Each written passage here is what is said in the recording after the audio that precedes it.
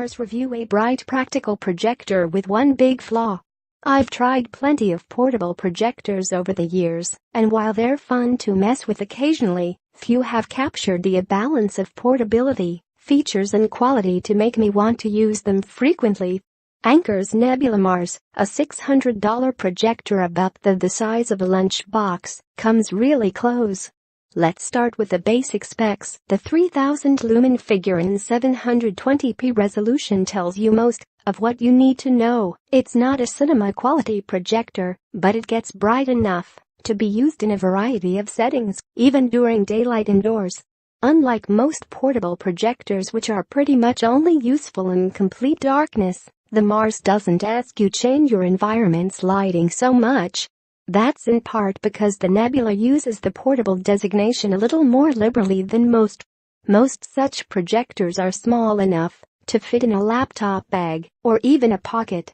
The Nebula is more something you fit in a suitcase or large bag, or just carry around with the included handle. Of course, that larger size comes with advantages.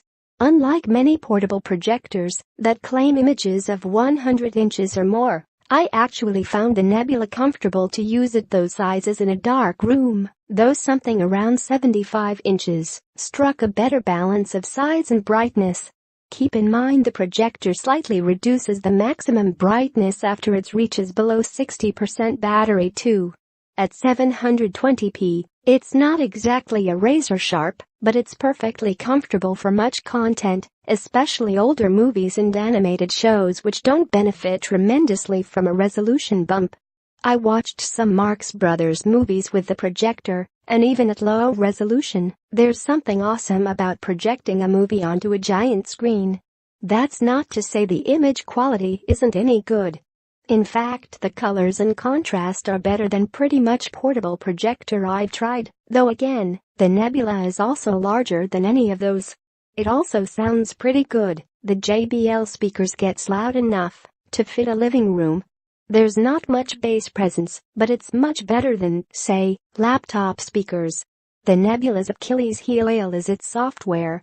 The fact that it runs Android should mean it's extremely flexible, but as there's no access to the Play Store, the app selection is paltry, basically just Netflix and YouTube among major streaming services. Even Netflix, though serviceable, seemed clunky to navigate with the included controller, as the app wouldn't always make it clear what I was selecting.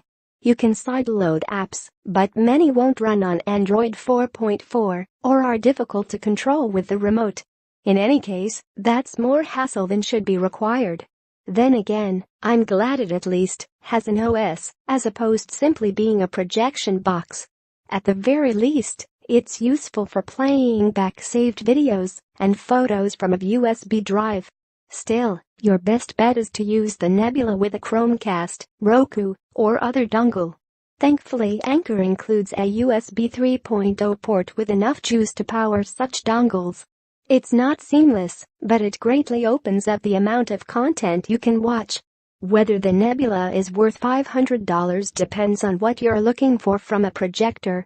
It's not quite tiny, and it's worth reiterating that disappointing software experience. But even considering those caveats, it strikes a comfortable balance of portability, battery life, and sound and image quality. There's something awesome about having a giant screen you can easily move around the house or take anywhere else. Just make sure to add a cheap streaming dongle to your cart as well.